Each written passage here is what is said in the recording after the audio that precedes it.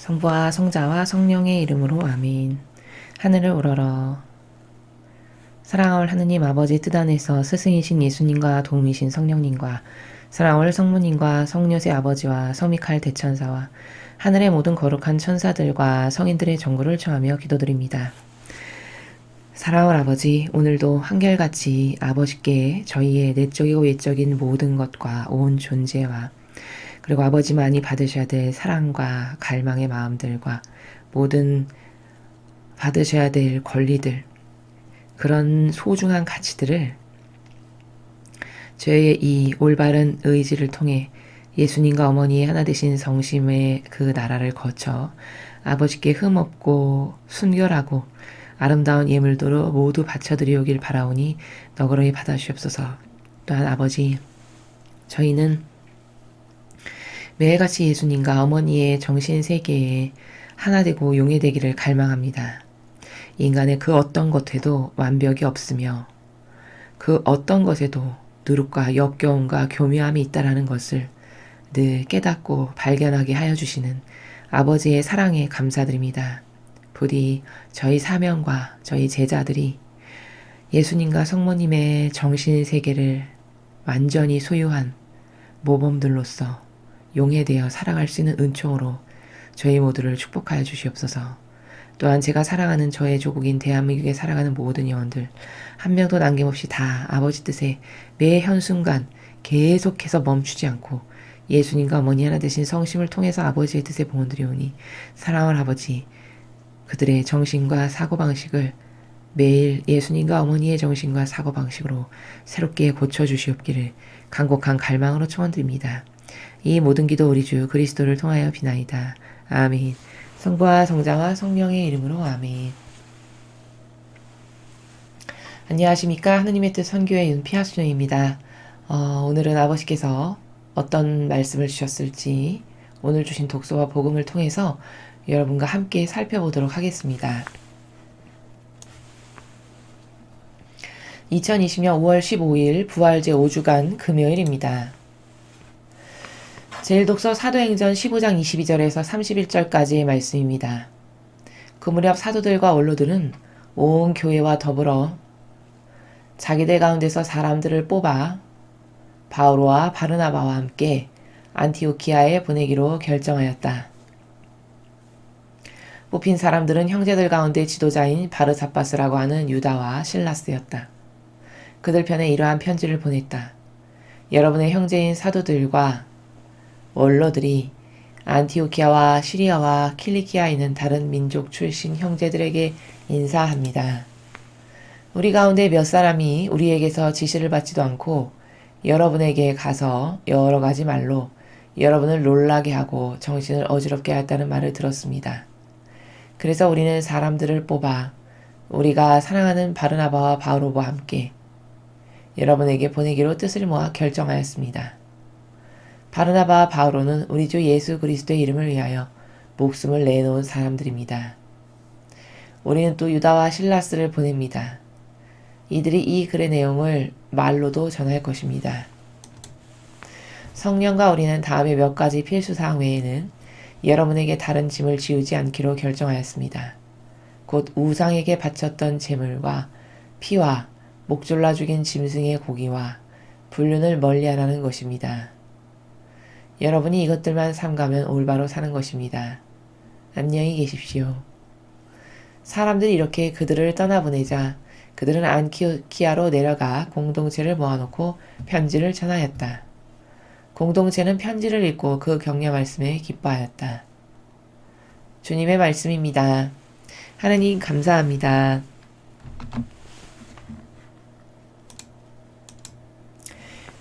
여러분이 그저껜가 일독서를 보실 때 그런 일이 있었죠. 그 유다교에서 온 사람 유대인과 그리고 바리사이파에 속했다가 다시 개종해서 이 그리스도교를 믿게 된 이 두 사람이 바오로와 그리고 바르나바의 공동체에 와서 인간의 뜻으로 분란을 일으키죠. 할례받지 않으면 안 된다. 할례받지 않으면 구원받을 수 없다. 이렇게 자신들이 여태까지 유대교에서 그리고 바리사이파의 그 교회에서 가르침을 받았던 그 율법, 철저하게 그 모세의 율법이라고 그들은 전하고 있죠. 과거 이제 모세를 통해서 세워진 그 율법주의자들, 그 율법자들이 이게 옳다라고 믿고 따랐던 자기네의 가치 기준을 이 바오로와 바르나바의 공동체에 가지고 와가지고 그거를 들이밀면서 이렇게 안 하면 잘못된 거지, 틀린 거지, 이런 어떤 소위 지적질을 하는 이런 분란이 있었죠.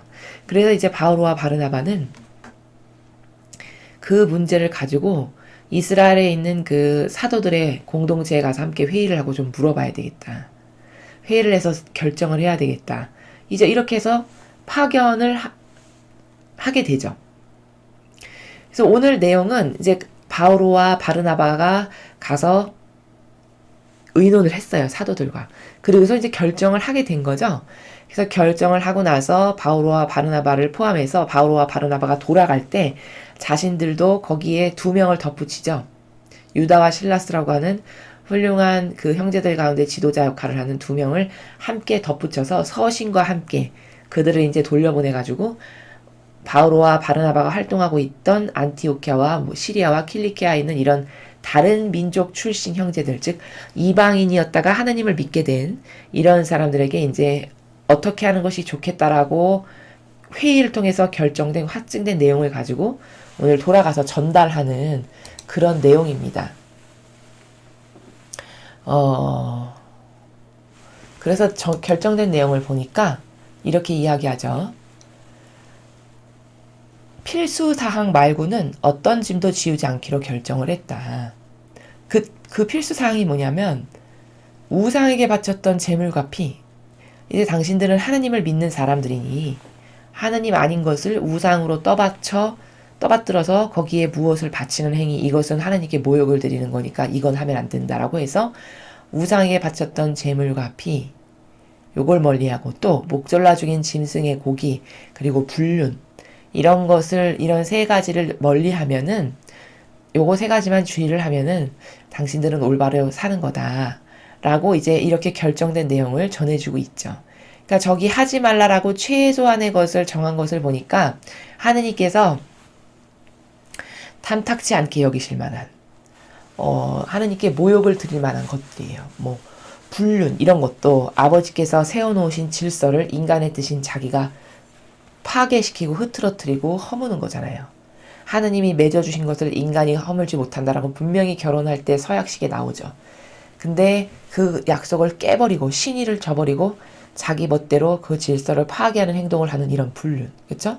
또 우상을 섬기는, 이것도 하느님만을 사랑해야 한다라고 하는 첫 번째 계명에 벌써 어긋나는 거죠. 이런 무질서한 것들 몇 가지, 이런 것을 빼고는 여러분은 잘 사는 것이니 그 믿음을 잘 유지하라고 이렇게 전하고 있습니다. 우리가 오늘 사도행전을 통해서 봐야 될 것은 인간의 뜻이 무엇이 옳다 그르다 해서 정하는 것이 절대 공동체에 영향을 끼치면 안 된다는 거예요. 수도 공동체도 마찬가지고 교회도 마찬가지고 한 국가도 대통령이라는 사람이 국가를 다스릴 때 진리라고 하는 큰 거대한 원리 가운데에서 그 거시적 관점 가운데서 무엇이 옳고 그르다라고 해서 자신은 매개체적인 그런 나라에서 하느님이 주신 권한을 위임받은 자로서 이렇게 나라와 국민의 발전만을 위해서 해야지, 자신이 감히 맞지도 않은 자기의 기준으로 무엇이 옳다 그르다 해서 자기의 누룩과 사욕과 욕망을 교묘하게 집어넣은 것을 가지고 이렇게 다스리면 그러면 그 나라도 망하게 될 수밖에 없다는 사실입니다. 오늘 이 사도행전에 등장하는 초기 공동체의 문제는 뭐냐? 이제 초기니까 모든 것이 다 새롭잖아요. 이 사도들도 그렇고 여기에 함께 동조하는 신자들도 그렇고 다 맨 땅에서 새로운 질서를 세워나가고 읽어나가야 되는 이런 입장이란 말이죠. 그러니까 거기 부작용과 문제들이 자꾸 생길 수밖에 없어요. 근데 이런 공동체가 하느님의 뜻에 의해, 진리에 의해서, 예수님의 정신과 가르침과 모범과 카리스마에 의해서 다스려지는 똑바로 된 공동체가 되기 위해서는 거기 가장 경계해야 될 건 뭐냐? 성경, 즉 진리라고 하는 참된 진실과 사실이라는 바로 이것. 그것을 예수님께서 지상에 오셔서 가르치셨는데 바로 그 진리라고 하는 것에 의해 근거하지 않은 기타 이외의 그 모든 것이 다 틀린 것이다 라는 것에 대해서 마치 강박관념처럼 철두철미하게 가지고 있어야 된다라는 겁니다. 왜냐하면 천상의 책에서 예수님이 루이사 피카레타에게 이렇게 말씀하세요. 인간의 뜻은 다 하느님의 뜻을 가로막는 짓을 한다. 이렇게 말씀하십니다. 단지 사람만 그것을 깨닫지 못할 뿐이지 결국에는 아버지 뜻을 가로막는 건 다 뭐다? 인간이 만들어 놓은 제도와 전통, 그리고 인간이 자기가 무엇이 옳다라고 해서 재해석하는 이런 나라 있죠. 이런 것이 다 아버지의 뜻을 가로막는 마귀의 도구적 역할을 한다라는 겁니다.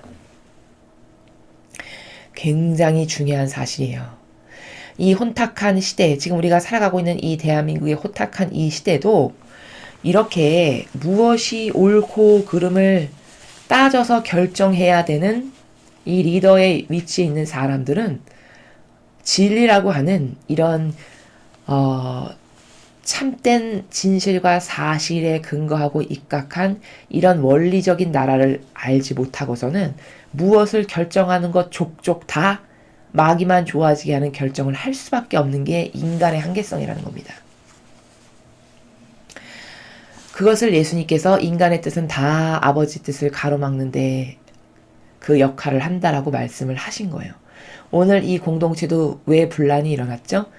구약의 어떤 율법이라고 하는 그 자신들이 수백 년 동안 따라왔던 그런 어떤 규칙, 규범, 질서라고 확고부동하게 믿고 철석같이 이게 진짜야 라고 믿었던 바로 그것을 끌고 들어와서 초기 공동체에 신적인 것으로 다스려져야 될, 그리고 예수님의 모범과 정신과 카리스마로 다스려져야 될 이 공동체에 그것을 교묘하게 끌고 들어와서 이렇게 분란이 일어나게 되는 것이죠.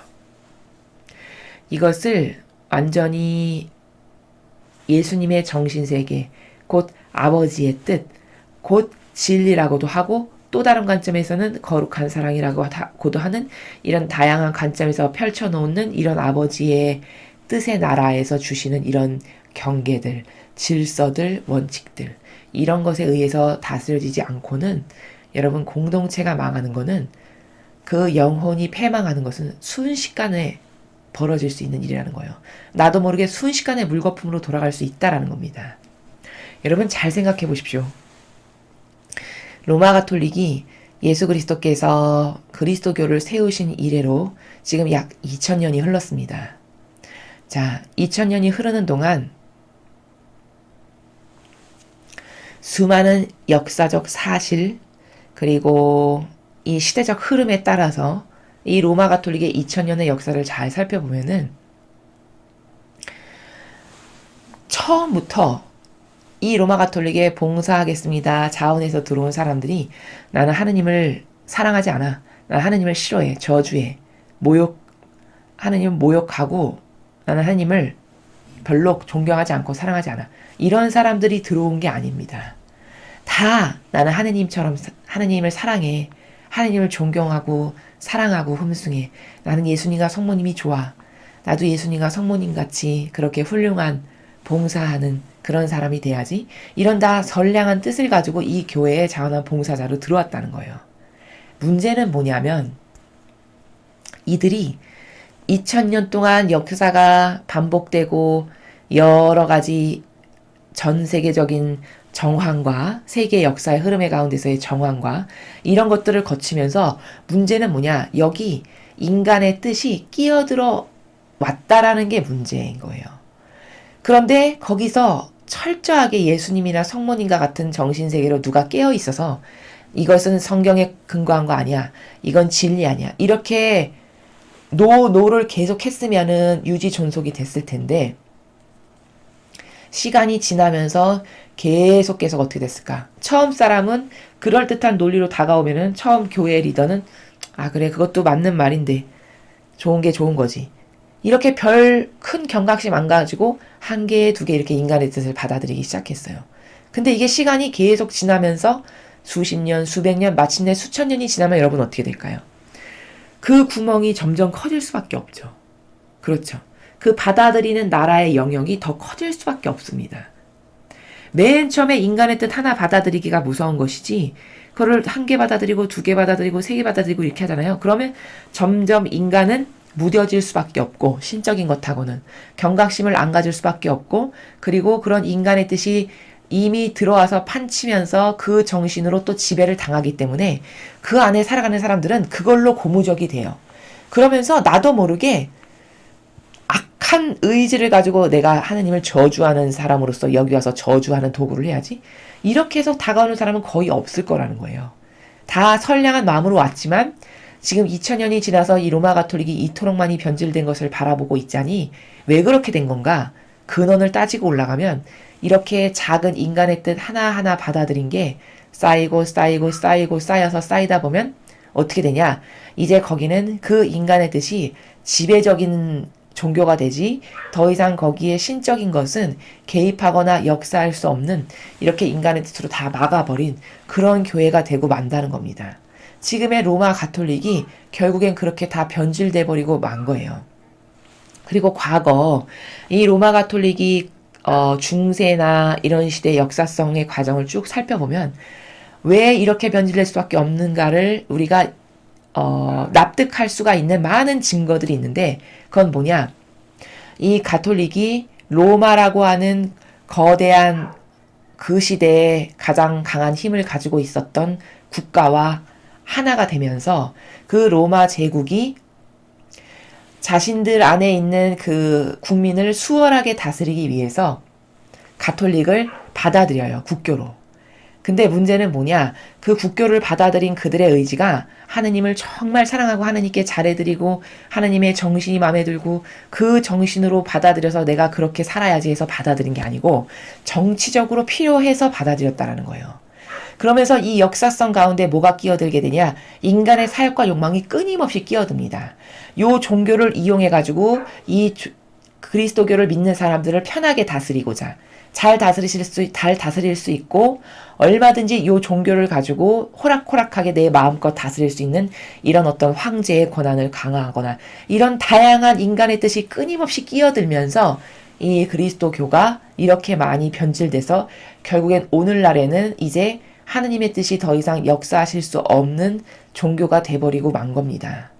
그래서 인간의 그 뜻이라는 것이 사람이 생각했을 때 별거 아니라고 생각할 수 있을지 모르겠지만, 그 작은 것의 틈바구니를 계속 허용하면 결국에는 거기에는 하느님은 더 이상 끼어드실 수 없는, 완전히 악이 좋아하는 인간의 다양한 재해석과 인간의 프레임의 나라로 뒤덮인 이런 역겨운 하느님께 모욕만을 드리는 종교로 변질될 수밖에 없다. 그것의 시발점이 뭐냐? 오늘과 같은 이렇게 인간의 뜻이 교묘하게 끼어드는 것을 허락하는 바로 그것이 시발점이 돼서 그것을 풀고 이렇게 하다 보면은 이제는 완전히 변질된, 초기에 예수님께서 설정하셨던 그 설정값의 기준은 하나도 찾아볼 수가 없는 그런 교회가 되어버리고 만다는 거죠. 그 현실을 봉착하지 않으려면 리더, 특히 교회의 리더들, 장상, 어떤 단체의 수장, 이런 사람들은 정말 매일같이 예수님과 어머니만을 갈망하고 의탁하고 맡겨드리고 거기 하나 되기를 바라고 용해되길 바라는 이 정신의 나라에서 조금이라도 떨어진다면 불안을 느껴야 될 만큼 이 정도로 하나 되고 용해되기를 바라야 됩니다. 그렇지 않고서는 마귀밥이 되기가 너무 쉬워요. 특히 요즘과 같은 이 마지막 시대에는 싹 다가오는 그 인간의 뜻이 하나도 나빠 보이지가 않고 오히려 다 좋은 것처럼 여겨진다는 거예요. 사람이 받아들이고 생각했을 때. 그렇기 때문에 거기 깨어있지 않으면, 진리로 깨어있지 않고 진리로 무장되어 있지 않은 누군가가 장상의 자리에 앉아있고 리더의 자리에 앉아있으면 그 수도 공동체와 그 교회는 먹히기가 너무 쉽다라는 겁니다. 이래서 굉장히 주의해야 된다. 인간이 무엇을 재해석하는 나라, 인간의 뜻이 만들어 놓은 제도와 전통이라는 것, 그리고 나에게 익숙해서 내가 하나도 이상하다라고 생각하지 못하고 매일같이 이야기하는 바로 그런 나라들. 이게 다 신적인 것을 가로막는 그런 엄청난 교묘하고 작지만 그 누룩이 쌓여서 결국에는 패망하는 교회가 되게끔 이끌어가는 것이 마귀의 의도다라는 것을 우리는 잊지 말아야 되겠습니다. 자, 다음으로 오늘의 복음 말씀 함께 보시겠습니다. 요한복음 15장 12절에서 17절까지의 말씀입니다. 주님 영광 받으소서. 그때 예수님께서 제자들에게 말씀하셨다. 이것이 나의 계명이다. 내가 너희를 사랑한 것처럼 너희도 서로 사랑하여라. 친구들을 위하여 목숨을 내놓는 것보다 더 큰 사랑은 없다. 내가 너희에게 명령하는 것을 실천하면 너희는 나의 친구가 된다. 나는 너희를 더 이상 종이라고 부르지 않는다. 종은 주인이 하는 일을 모르기 때문이다. 나는 너희를 친구라고 불렀다. 내가 내 아버지에게서 들은 것을 너희에게 모두 알려주었기 때문이다. 너희가 나를 뽑은 것이 아니라 내가 너희를 뽑아 세웠다. 너희가 가서 열매를 맺어 너희의 그 열매가 언제나 남아있게 하려는 것이다. 그리하여 너희가 내 이름으로 아버지께 청하는 것을 그분께서 너희에게 주시게 하려는 것이다. 내가 너희에게 명령하는 것은 이것이다. 서로 사랑하여라. 주님의 말씀입니다. 그리스도님 찬미합니다.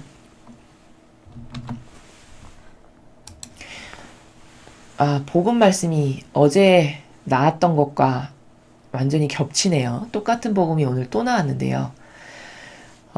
오늘은 그럼 조금 다른 관점의 나라에서 복음 말씀을 함께 살펴보도록 하겠습니다. 지금 예수님께서 제자들에게 가르치시는 나라는 사랑의 나라예요. 어제 이 사랑에 대해서 많은 객관화의 과정을 통해서 여러분께 말씀을 드렸습니다.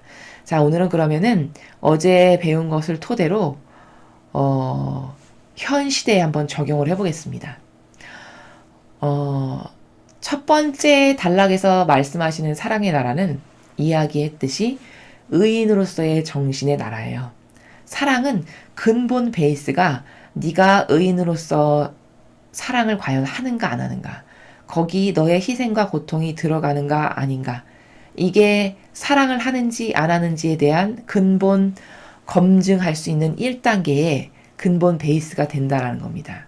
그래서 예수님이 이게 내 계명인데 내 계명은 너희가 서로 사랑하라는 게 내 계명이다, 이렇게 말씀하셨어요. 그럼 사랑하려면 거기에 희생이 반드시 들어갈 수밖에 없죠. 그래서 그 희생의 가치를 이야기하시기를, 친구들을 위해서 만약에 네가 목숨을 내놔, 그럼 그것보다 더 큰 사랑은 없다. 왜? 입증이 됐으니까요. 목숨을 내놓았다라는 희생을 통해서 이 사랑은 위대하다라는 것이 입증이 됐으니까 이것보다 더 큰 사랑은 없다라는 거예요. 자, 내가 너한테 명령을 했어. 어떤 것을 하라고. 근데 너가 실천을 했어. 그럼 그때는 너는 나의 친구가 된다. 자, 오늘 저 친구의 관점을 어제 배운 것하고는 조금 다른 나라에서 한번 살펴보겠습니다. 자, 여기 예수님이 이렇게 말씀하셨어요. 나는 이제 더 이상 너희를 종이라고 안 부른다. 왜냐? 종은 주인이 하는 것을 모르고 상하 복종의 관계이기 때문이야. 명령하면 복종하고 따르는. 근데 나는 그렇지 않아. 나는 이제 너를 친구라고 부를 거야. 왜냐하면 내가 내 아버지로부터 들은 거를 너한테 다 알려줬기 때문이야. 그러니까 나는 너하고 허물이 없어. 어떤 격을 세우거나 너하고 나는 다른 존재라고 해서 뭐를 쌓고 싶은 마음이 전혀 없고, 내가 알고 있고 아버지로부터 들어서 아버지가 어떤 분이시고 그 나라가 어떤 나라고 진리라는 것이 어떤 것인지를 다 오픈해서 알려줬다라는 거예요. 그러면 친구라는 거는 뭐냐면 정신세계가 같은 게 친구구나. 그래서 소통이 되는 게 친구구나. 이것을 또 오늘 15절에서 새로운 관점을 여러분 발견하실 수가 있죠. 예수님이 말씀하신 저 정신세계의 근거에서 보자면 정신이 같아. 정신세계가. 그래서 소통이 돼. 말이 돼. 그럼 그것을 친구라고 하시는구나. 이런 하나의 관점을 새롭게 발견할 수 있습니다. 자, 그리고 또 이 관점에서 볼 수 있어요. 예수님은 인성으로는 인간의 모습을 취하셨지만 신성적으로는 신이시잖아요. 그런데 신이신 그분이 얼마나 자신을 낮추셨냐면 얘야 이제 너하고 나는 버치야. 버체 관계야. 이 정도로 자신을 낮추고 다 오픈해서 가르쳐 주셨단 말이에요. 자, 그럼 여러분 이 교회에 나는 하나님의 일을 하는 일꾼으로서 불림받아서 왔습니다라고 하는 사람들이 여러분에게 벗의 나라에서 모든 것을 다 오픈하고 하나도 격을 세우지 않고 어떤 이분법 신분질서의 그런 것이 아니라 저렇게 예수님처럼 격 없이 모든 것을 다 오픈해서 가르쳤고 허세를 떤다거나 위에 군림하려고 한다거나 이런 것 없이 동등한 관계입니다. 우린 버칩니다. 이런 주교나 추기경이나 교황이나 사제를 여러분 보셨는지요?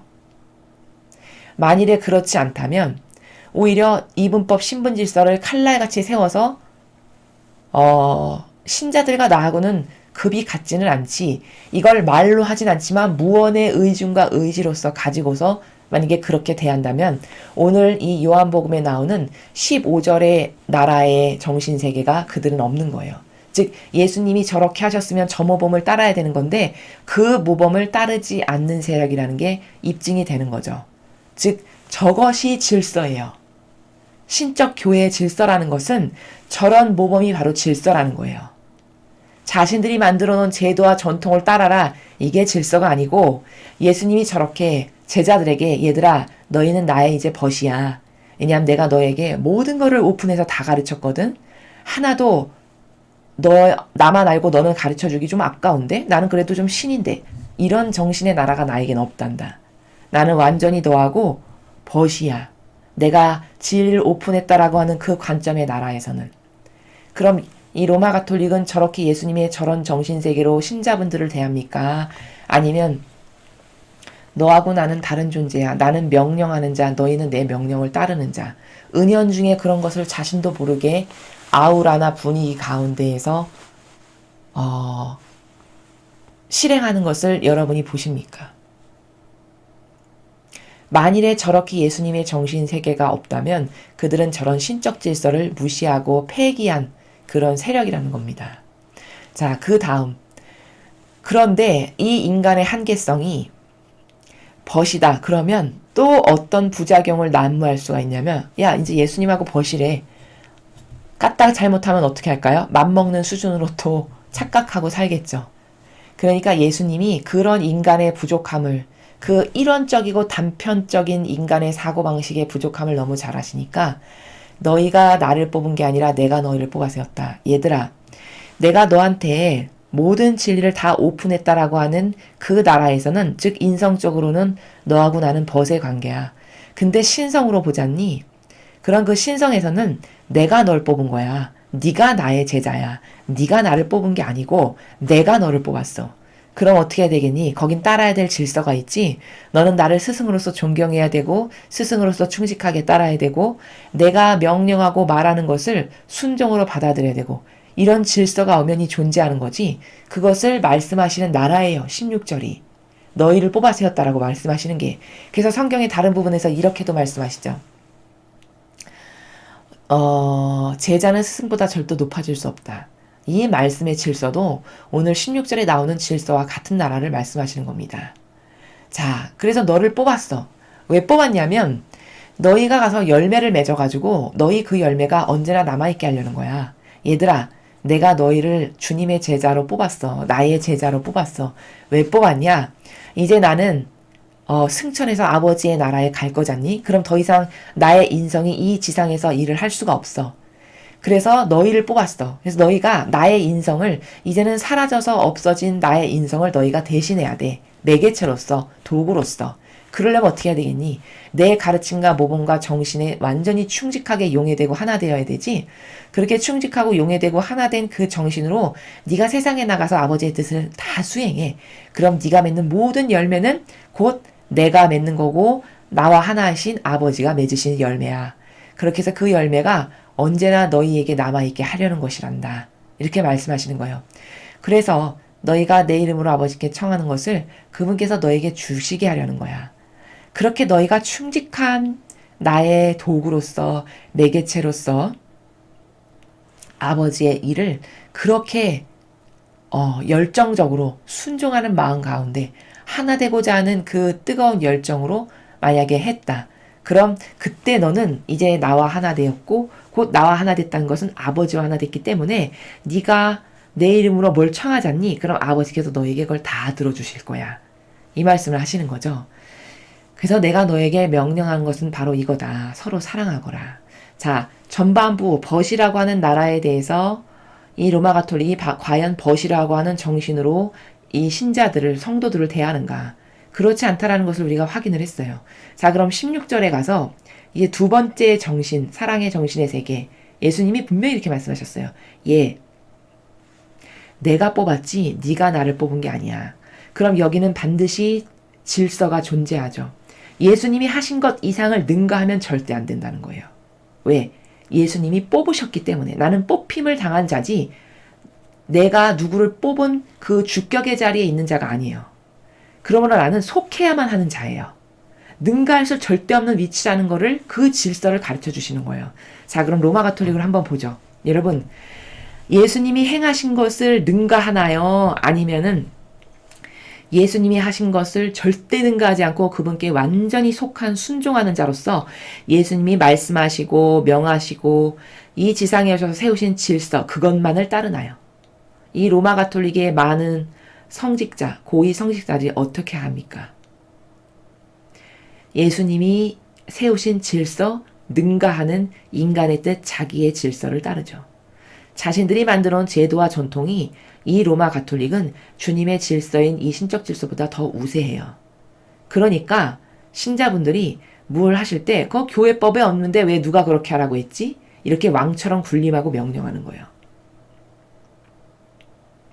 누군가가 어떤 성도가 아주 열심히 희생과 극기를 사랑하면서 사순시기가 되면 고행하면서 기도하면서 한밤에 그 추위를 무릅쓰고 한강 주변을 극기하면서 걸어가면서 묵주기도를 한다.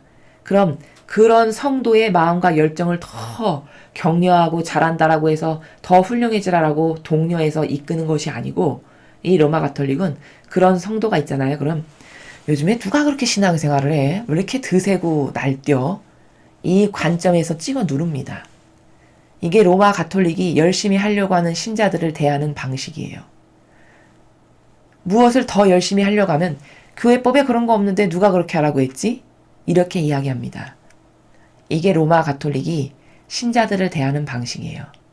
그럼 여러분, 예수님은 저렇게 한평생 자신을 낮추셨고 그리고 저렇게 제자들을 격려하시기를 자신을 낮추기를 벗으로까지 낮추셨고 그렇지만 동시에 신적인 것으로서는 내가 너를 뽑은 거니까 나를 능가하는 것을 하면 안 돼. 이런 다양한 질서를 세우셨거든요. 그럼 여러분, 여러분에게 벗으로 다가가지 않죠. 그러면서 동시에 그럼 예수님 밑에는 순종적이냐? 자신이 너무 순종적이고 충실해가지고 예수님을 능가하는 어떤 것도 안 하려고 하는 그리고 예수님이 하신 것처럼 영혼들을 살리기를 그것만을 관심이 있고 아버지 뜻을 어떻게 하면 더 잘 행할까 이것만을 관심이 있는 그런 정신세계에서 살아가는지를 잘 객관성을 가지고 살펴보시라는 거예요. 여러분, 예수님 능가하는 걸 어느 정도로 잘하냐? 올 6월에 헤이그에서 종교연합의 식이 거행됩니다.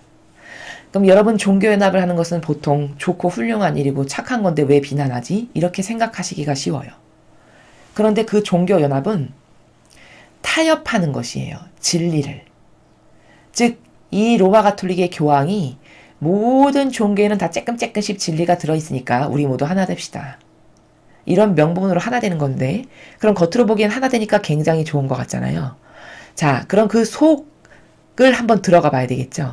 그들이 하나 되는 게 어떤 명분과 어떤 근본 체계 가운데서 하나가 되는가를 이렇게 살펴보면 여러분 하나님의 뜻 이것만이 올바르고 완벽하고 퍼펙트하니까 우리 모두는 이거 하나로 하나 돼야 돼요. 이렇게 해서 하나 되는 게 아니라는 거예요. 새로운 중심을 세우는 거죠. 새로운 중심. 이 종교를 연합해서 거대하게 모두가 하나 되고 그 중심에 뭔가 새로운 것을 앉혀야 되겠다라는 이 의지 가운데 종교연합을 하는 겁니다. 그래서 거기는 개신교고 뭐 수많은 토속 신앙부터 시작해서 이슬람교 뭐 기타 등등 할 것 없이 많은 종교가 이미 다 협의를 한 상태고 이제 그날은 사실적 행사만을 하는 것만을 남겨놓은 협약서 같은 것에 다 동의했고 이런 상태예요. 그래서 그 모든 종교의 수장으로서 자기가 앉아서 통치하기를 원하는 이 사악하고 교묘한 의도가 숨어 있는데 사람들의 눈에는 이게 보이지가 않는다는 거죠. 그 교황이 지금까지 예수님을 능가하지 않는 훌륭한 충직한 종이었다면 성경에 있는 질서를 흐트러뜨리고 으스러뜨리는 발언을 하면 안 됐죠. 근데 성경의 질서를 다 망가뜨리는 발언을 너무나도 많이 했어요. 예를 들면 영혼은 소멸한다. 지옥은 없다. 이런 발언. 여러분, 지옥 없다라고 예수님이 언제 말씀하셨습니까? 성경에 너는 뜨거운 불구덩에서 이를 박박 깔면서 부르짖을 거라, 울부짖을 거라고 말씀하셨죠. 그게 뭐죠? 그게 지옥이 있다는 걸 말씀하시는 거죠. 근데 자기가 뭔데? 자기가 예수님보다도 뛰어나고 높고 그분을 능가하기를 그 있는 지옥을 멋대로 없다라고 허무는 이게 예수님을 능가하는 짓이라는 거예요. 또 소수 보호 동성애자도 그들의 사랑을 보고 그들을 포용하고 받아들여야 되고 난민 받아들여야 되고 이렇게 소수를 받아들이라고 하잖아요. 이것도 여러분 착해 보이죠? 엄청 불우하고 힘없는 이웃을 돌보고 감싸는 것처럼 보이잖아요. 그럼 여러분 진짜 그렇게 소외되고 불쌍하고 가난한 이들을 돌본다면은 영혼이 파멸되는 것 그것부터 막아야 되는 거 아닙니까? 그럼 영혼이 파멸되지 않게 하려면 어떻게 해야 되죠? 진리를 똑바로 가르쳐야 되겠죠. 진리를 똑바로 가르치고 이렇게 성경에 나오지도 않는 것 자기 멋대로 자기 내피셜로 엄연히 예수님께서 설정하신 설정값이 있는데 그것을 능가해서 멋대로 뭐 영혼은 소멸되는 거라는 둥 지옥은 없다라는 둥 이런 말을 하면 안 되는 거죠. 그런 경계를 허물면서 한쪽으로는 온갖 착한 코스프레는 다 하는 거예요. 자기가 진짜 예수님의 선량한 옷을 입은 것과 같은 그런 역겨운 코스프레. 그래서 생일날 8명의 거지 불러서 자기 식당에서 함께 밥 먹고 그들에게 선물 나눠주고 그래서 엄청 가난하고 가련한 사람에게 자애와 동정을 베푸는 사람인 것처럼 그렇게 영혼을 사랑한다면은 이 영혼들이 성경을 배우지 못하고 진리를 듣지 못해서 파멸되어가는 이 시대에 왜 성경을 똑바로 안 가르치고 오히려 경계를 허뭅니까? 성경에 나와 있는 질서를 자기가 뭔데 왜 허물죠? 예수님이 만들어 놓으신 질서를? 그렇죠. 그리고 성경에 근거한 이 진리만을 따르고자 하는 사람을 근본주의자라고 지칭하면서 근본주의자는 몽둥이 들지 않은 폭행하는 자라고 이렇게 말했어요. 이게 다 뭘까? 이게 성경에 나오는 예수님이 가르치신 진실하고는 정반대의 다른 마귀적 사실을 계속 주입하는 겁니다. 또 이런 발언도 했죠.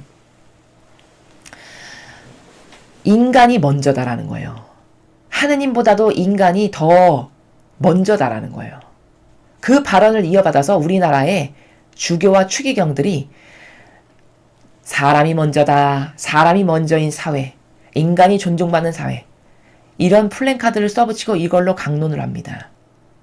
그래서 마치 이 인본주의, 이 인간 중심, 인간 존중을 신보다 더 높게 세우는 거예요. 이렇게 해서 하느님께 역겨움과 모욕을 드리는 행위를 거침없이 하는 겁니다.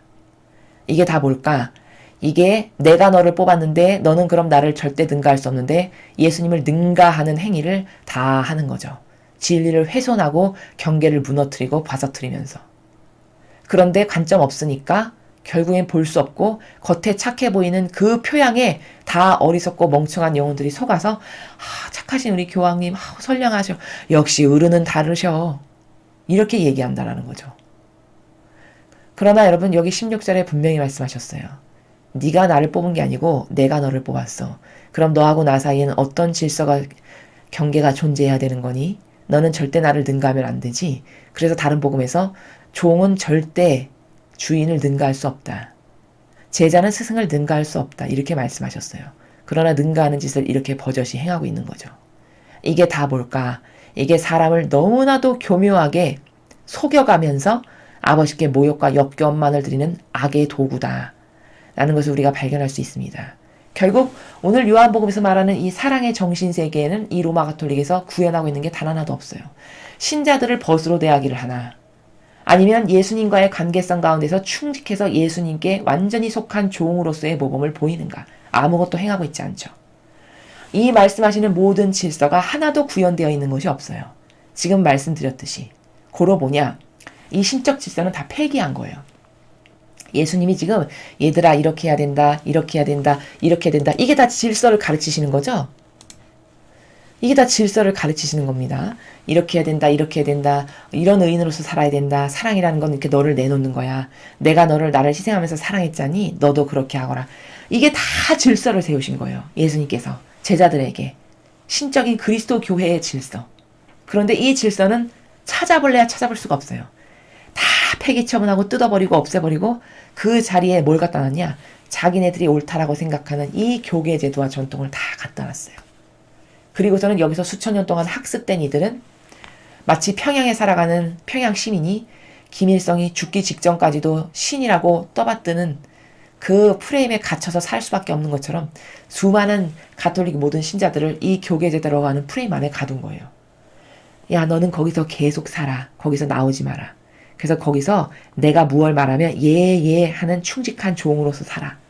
이 프레임을 짜놨고 그 프레임 안에 태어나서부터 응애 엄마 뱃속에서 태어나서부터 유아 세례 받고 거기서 사는 사람은 그게 너무 익숙한 거죠. 완전히 젖어들어서.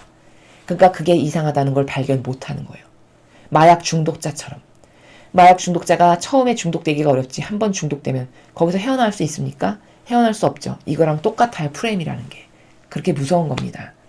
그래서 오늘 예수님이 말씀하신 이 사랑의 나라를 로마 가톨릭은 하나도 똑바로 구현하고 있는 게 없다는 것을 우리가 발견할 수 있다라는 사실.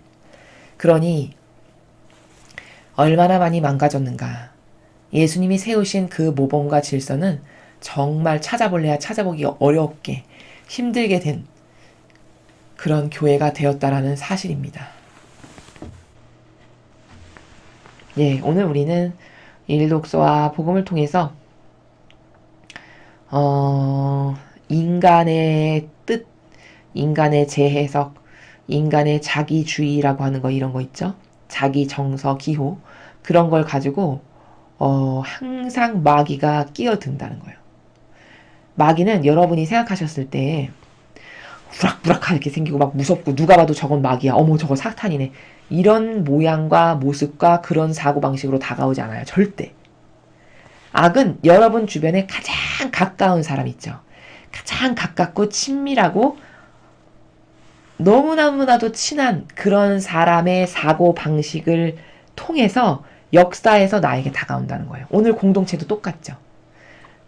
그 어떤 사람의 사고방식 안에서 악이 역사해가지고 그 사람이 와가지고 이 공동체에 와서 그런 블라블라 신적이지 않은 말을 이렇게 몇 마디 해놓고 가서 분란을 일으키는 거예요. 이런 방법으로 악이 역사한다는 거. 이 패턴을 잘 알아야 당하지 않는다는 거예요. 복음에서도 사랑의 나라를 어제랑 똑같은 게 또 나왔는데 오늘은 조금 다른 관점에서 보면 벗이라는 건 예수님이 왜 벗이라고 하셨냐? 아, 이제 정신세계가 같아져서 공유할 수 있고 대화가 통하면 그게 곧 벗이고 친구구나. 사람은 이 친구를 나이에 국한해서 결정짓는 경향이 있어요. 그렇지만 예수님은 신적 세계에서 말씀하실 때 벗이라 함은 친구라 함은 정신세계가 통해가지고 말이 통하는 교감할 수 있고 나눌 수 있는 이걸 벗이라고 하시는구나. 그리고 예수님은 제자들에게 그 자신이 아버지 뜻으로부터 가지고 계신 정신세계의 모든 것을 다 전하셨어요. 완전히 오픈해서. 어떤 격을 세우거나 너하고 나는 다른 존재라고 하는 아우라 같은 거를 아예 갖고 계시지 않죠. 그러나 이 로마 가톨릭은 성도들과 어떤 관계성 가운데서 관계를 맺고 살아가나요, 여러분? 예수님과 같이 이렇게 여러분과 벗의 관계로서 너무나도 친밀감 있게 자기가 알고 있는 모든 하나님의 것을 완전히 쏟아내어서 여러분에게 가르쳐주고자 하는 그런 열정으로 여러분을 대하시나요? 그렇지 않죠. 그러면서 동시에 어떤 질서를 가르치셨냐? 그런데 인간이 하도 어리석고 부작용이 넘치다 보니까 또 그렇게만 가르쳐놓으면 예수님과 나는 동등한 관계, 맘먹어도 되는, 친구는 맘먹어도 되는 동등한 관계잖아? 또 이렇게 생각할 수 있죠.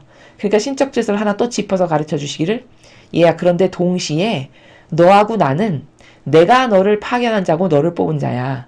네가 나를 뽑거나 네가 나를 파견한 자가 아니고 그러니 너하고 나 사이는 엄연히 질서가 존재하지. 어떤 질서? 절대 네가 나를 능가하는 것을 해서는 안 된다는 질서야. 이걸 가르쳐 주신 거예요. 근데 이 교회 예수님을 능가하는 것을 하나요? 아니면은 예수님께 충직한 종으로서 완전히 용해되고 하나 돼서 그 안에 속한 자로서 아버지 뜻을 하나요? 능가하는 것을 얼마나 많이 하는지를 제가 지금까지 많은 예시를 들어서 말씀을 드렸습니다. 이래서 예수님이 세우신 이런 질서와 이런 전통은 하나도 남아있지 않다라고 말씀을 드리는 거예요. 과연 이 객관화의 시선을 가지고서 여러분께서 잘 분별하셔야 된다는 거예요. 마지막 시대는 분별이 진짜 중요하고 분별을 잘못하면은 영혼이 죽기 때문에 어느 때보다 더 분별이 중요하다. 이거는 것을 또 다시 강조해서 반복해서 말씀을 드립니다. 이상으로 2020년 5월 15일 부활 제5주간 금요일 복음 해설을 마치겠습니다. 감사합니다.